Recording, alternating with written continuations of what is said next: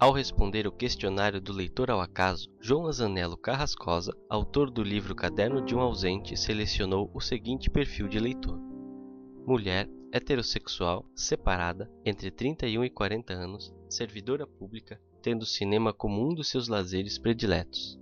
Dentro desse perfil, encontramos a leitora Déia Mafezoli, de 36 anos, professora de filosofia, servidora pública do estado de Santa Catarina.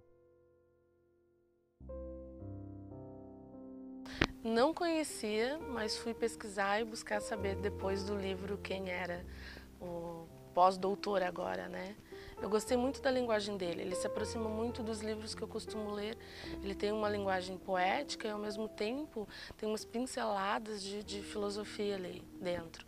Ele até cita alguns autores, né? No início do livro dele, ele tinha um quê bem espiritual, mas depois, com a leitura, conforme foram passando as páginas, é poesia pura, né? Ele consegue mesclar as palavras, a metáfora, combinar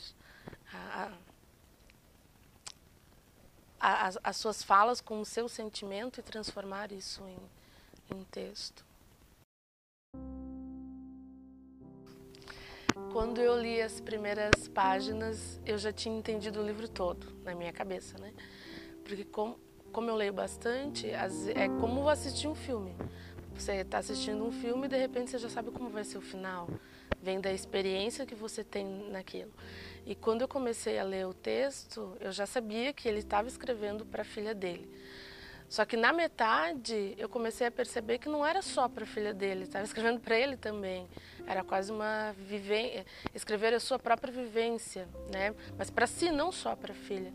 E o final é surpreendente, né? Porque o ausente não é ele, na verdade. Não. No início até parecia, né? Nas primeiras páginas parecia. Eu até comentei, nossa, é fácil essa leitura, é fácil e gostosa, porque é poética, tem um quê filosófico, ele tem umas linhas, assim, uma expressão escrita que te leva a refletir, a pensar, criticamente até, porque daí você traz isso para o teu eu, para as tuas vivências. Só que com o tempo tu percebe que não é previsível. Ele narra, né? Ele narra para uma filha que fica em segunda pessoa, se é assim que eu posso dizer. Todo o tempo ele se dirige a ela, né? A princípio ele fala um nome, mas não se sente muito à vontade. Depois, com o tempo, ele já se sente mais livre para dizer o nome Bia. E ele vai narrando as suas situações, as suas vivências. No início até parecia que ele estava querendo narrar situações de vida para que ela não caísse nessas tramas. Como os nossos pais acabam fazendo, né? Filho, não faz isso porque eu fiz e deu errado. Não siga esse caminho porque eu já segui e deu errado. Só que com o tempo, a minha leitura foi outra. Ele narrando as situações vividas por ele, a situação de vida dele, a história da própria família, mas era quase que como uma lembrança dele mesmo, para ela, mas por ele também. No momento em que ele fala da traição, ele foi tão verdadeiro em narrar o fato para uma bebê, né? E ali na leitura dava para perceber que ele não estava preocupado com críticas ou com alguém vai ler e o que vão dizer. Ele narrou a sua história, o fato de ele ter vivido um romance fora do casamento e de ter aproveitado esse fósforo aceso, essa loucura que foi a paixão, e se colocou em primeiro. Quando contava da traição, ele se colocou num segundo plano e termina a narração dizendo de fora, né? Se olhando de fora, Bia, esse cara sou eu. Elas são reais, né? Quando ele narra a história da família, imigrantes, a freira que se suicida, porque essa também foi chocante, né? Ela não queria estar naquela situação e acaba cometendo suicídio numa árvore lá no convento. É muito real, a gente vive isso hoje ainda, pessoas que são obrigadas por si próprias, né, a viver uma vida que não são dela, que elas não querem viver e elas são obrigadas a viver.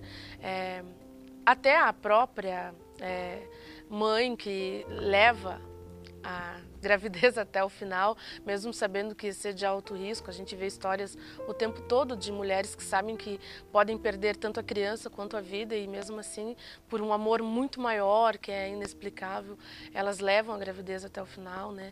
A história dele mesmo, né? A história de um ausente, de alguém que cometeu uma traição e que achou que a vida não teria mais sentido e de repente encontra alguém que dá novamente sentido a ela. Então, os personagens, sim, eles são reais.